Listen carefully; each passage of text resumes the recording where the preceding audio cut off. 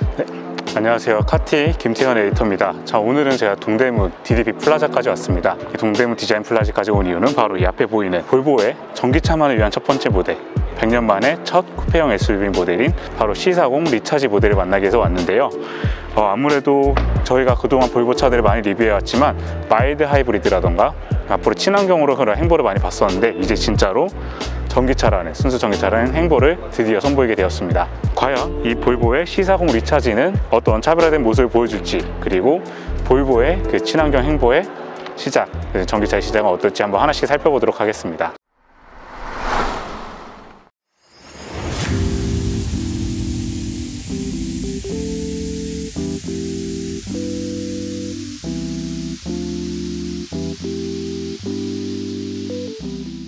우선 전면부 디자인은 여러분도 아시는 그 토레 망치, 데일라이트는 그대로지만 이 안쪽에 있는 LED가 굉장히 기능적으로 바뀌었습니다. 상황에 맞춰서 능동적으로 움직일 수 있는 그런 포인트가 있다고 보시면 되겠고요. 전기차의 가장 티나는 부분은 아무래도 이 그릴이겠죠. 엔진이 없다 보니까 이 전기차는 굳이 그릴을 오픈할 필요가 없습니다. 그래서 바디 컬러와 일체형으로 바뀌었고요.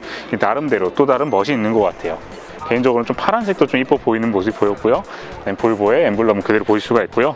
아래쪽은 블랙 하이그로시 통한 안개등 모습은 또 다른 차이점으로 보일 수 있겠지만, 그 외에는 여러분들이 아시는 XC40의 모습이 헤드램프와 그릴, 그 다음에 안개등 쪽을 외에는 거의 그대로 유사하다는 걸 보시면 될 것 같습니다.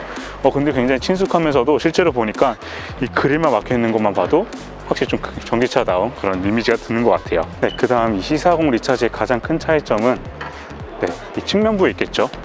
물론 이 측면부는 예전에 보셨던 XC40의 바디라인들이 그대로 보입니다. 그래도 팬더와 도어 트림의 가니쉬 덕분인지 조금은 활동적인 SUV 성격도 여전히 남아있는 거 볼 수가 있고요. 그 다음에 리차지 전용 휠이 적용이 되어 있는데, 굉장히 심플하면서도 블랙 하이그로시의 투톤을 통해서 기대 이상의 디자인을 보여주는 것 같습니다. 자, 아무래도 가장 하이라이트는 이쪽에 쿠페 라인이라고 보시면 될 것 같습니다. 이 쿠페 라인은 보신 것처럼 XC40에서는 길게 뻗어 있었지만 SUV 같은 성격이 아니라 쿠페처럼 내려오는 볼보 역사 최초의 쿠페형 SUV인 라인을 보실 수가 있는데요.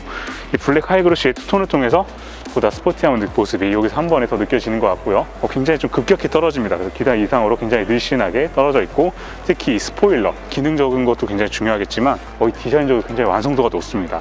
그래서 좀 더 잘 달리는 것 같은 이 407마력의 출력에 어울리는 그런 스포일러 디자인을 보실 수가 있고요. 이쪽에도 스포일러가 또 하나 붙어 있어서 뒤쪽에서만 봤을 때는 이 전기차에 어울리는 폭발적인 가속력, 이 제로백이 어울리는 그런 모습을 옆에서 볼 수 있는 것 같습니다. 쿠페형 SUV라면 아무래도 스포티한 감성을 위한 거잖아요. 그 감성에 어울릴 수 있는 그런 부분이 바로 이쪽에서 가장 잘 보이지 않나, 이렇게 생각이 드는 것 같습니다. 그 다음 후면부 디자인은 볼보의 레터링 그대로 되어 있으면서 이쪽에 리어 램프가 우리가 아는 XC 레인지처럼 이게 뻗어 있는 건 그대로지만요, 뻗어 있는 대신에 확실히 눕혀져 있다 보니까 기존에 세워져 있던 볼보의 수평 리어 램프랑 또 다른 느낌이 듭니다. 점선 같은 데코 포인트도 있고요. 좀 더 픽셀 같은 느낌이 들면서 이 리어 램프도 헤드램프 못지않게 조금 더 스포티한 디자인을 보여주는 것 같고요. XC40 그대로인 것 같지만 이 뒷모습에서는 앞모습에서 확실히 좀 차별화된 모습이 보이는 것 같아요. 전면에서는 좀 너무 그대로인 거 아닌가라는 생각이 들었지만, 확실히 측후면에서는 이 쿠페형 SUV를 멋을 제대로 살린 느낌이 드는 것 같네요. 아래쪽에도 플라스틱 팬더를 통해서 XC40처럼 또 그래도 SUV의 감성, 그런 모습이 느껴지는 것 같습니다. 네, 지금 볼보 C40 리차지 쿠페에 실내에 탑승을 했습니다. 일단 전기차지만 크게 이렇게 바뀐 실내 디자인은 보이진 않고요. 기존의 XC40의 디자인 레이아웃을 그대로 사용한 느낌이 드는 것 같습니다. 그래도 블루 컬러의 포인트와 새로운 디자인 테마를 통해서 차별화된 포인트를 확인할 수가 있고요.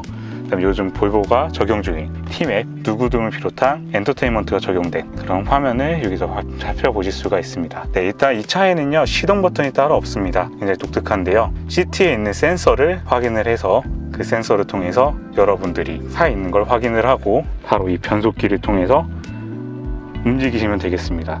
이젠 아예 전원 버튼조차, 시동 버튼조차 없는 그런 모습이 되었고요. 그 다음 대시보드와 프론트 패널에는 스웨덴 북부 산악 지역인 아비스코 지형이라는 곳에 영감을 받아가지고요, 3차원 형태의 반투명 토포그래피 데코가 새롭게 적용이 돼서 스웨덴 브랜드의 정체성을 이쪽 장식 요소에서도 확인하실 수 있고요. 그 다음에 늘 그렇듯이 이렇게 스웨덴 국기를 통해서도 확인할 수가 있습니다. 실내는 XC40 그대로고, 제가 탄지 그렇게 오래되진 않았는데 생각보다 시트 포지션이 이렇게 큰 차이 나는 기분 들지 않습니다. 그래서 XC40 타셨던 분들이라면 꽤나 익숙하게 친숙한 그런 걸 느끼실 수 있을 거고요. 그다음 제가 제일 좋아하는 거는 바로 이 누구가 적용된 인포테인먼트 시스템입니다. 팀의 인포테인먼트 시스템은 제가 전에도 볼보에 새롭게 적용된 거를 느껴봤지만 이 수입차 시장에서 정말 강점이거든요.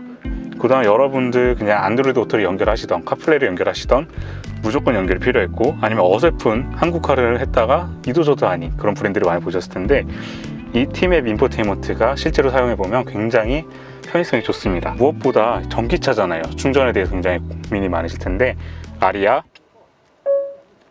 가평역으로 가자. 몇 번째 장소로 갈까요? 첫 번째.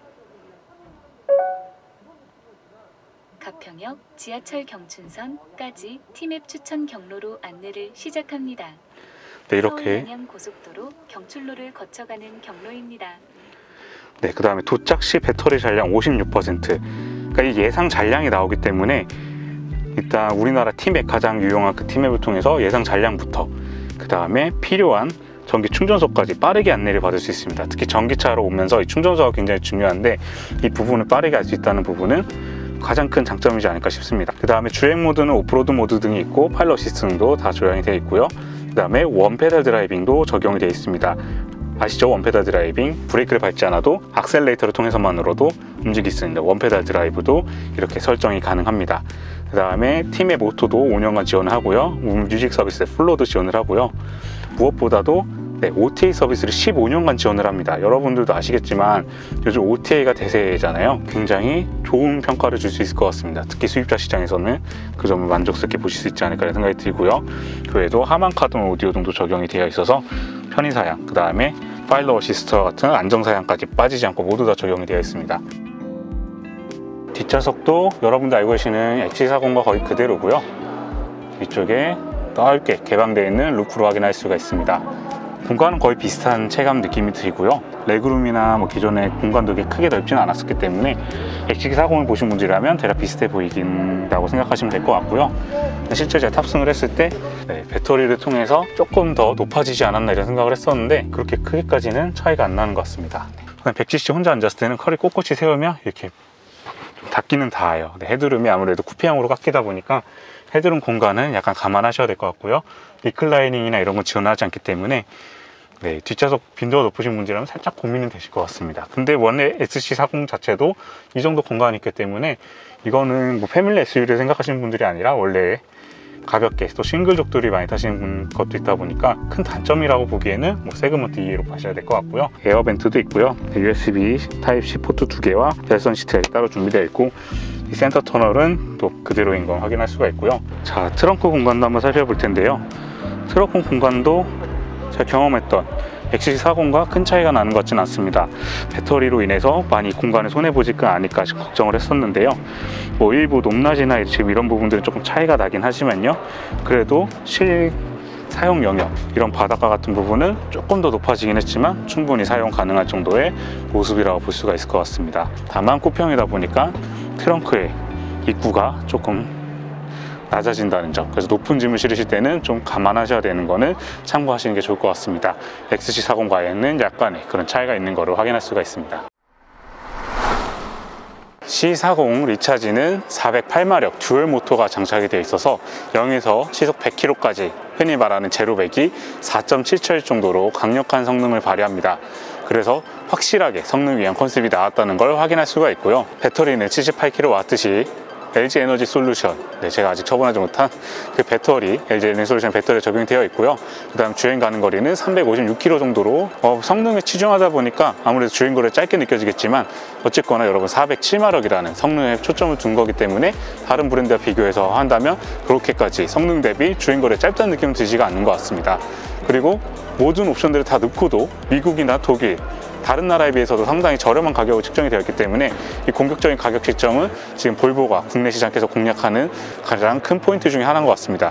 그래서인지 이 가격을 생각한다면 옵션이 들어가 있다 보니까 보조금은 많이 못 받더라도 만약에 구매자 입장이라면 옵션 포함가 한다면 꽤나 괜찮은 가격인 것 같아요. 특히나 저는 이 성능 대비 가격을 생각하면은 분명히 국산 차랑 만만치 않은 경쟁을 할 그런 차종이라고 생각이 듭니다. 국산 전기차 대비 수입차다 보니까 서비스 센터에 대한 걱정을 하시는 분들도 굉장히 많으실 텐데요. 그래도 볼보는 서비스 센터에 대한 투자도 지속적으로 이루어져 있지만 그 안에 메케닉들이 아시아 중에서도 가장 높은 서비스 센터 교육률을 보이기 때문에 전기차에 대한 AS가 걱정이신 분들이라면 볼보를 선택하셔도 그 부분에 대해서는 걱정하지 않으셔도 될 것 같아요. 예전에 굉장히 흑역사였던 부분이기도 하지만 지금은 굉장히 바뀐 거를 여기서 또 한번 확인할 수가 있는 것 같습니다. 특히 XC40에서 이어진 젊은 층들에 대한 그런 트렌디함, 그 다음에 이 CMA 플랫폼을 배터리 엔진을 위해서 또 재설계까지 하면서 한 그 안전에 대한 집념까지, 여러분들이 볼보를 좋아하시는 분들이라면 또는 가정용 세컨드카, 고성능 전기차 즐기고 싶으신 분들이라면 이 C40 리차지는 꼭 한번 체크해 보시기 바라겠습니다. 조만간 시승 행사 또는 시승차를 통해서 여러분들께 이 달리는 감성까지 한번 전달을 해드릴 수 있도록 하겠습니다. 네, 지금까지 시청해 주셔서 감사하고요. 저희 다음 영상도 기대해 주시기 바라겠습니다. 감사합니다.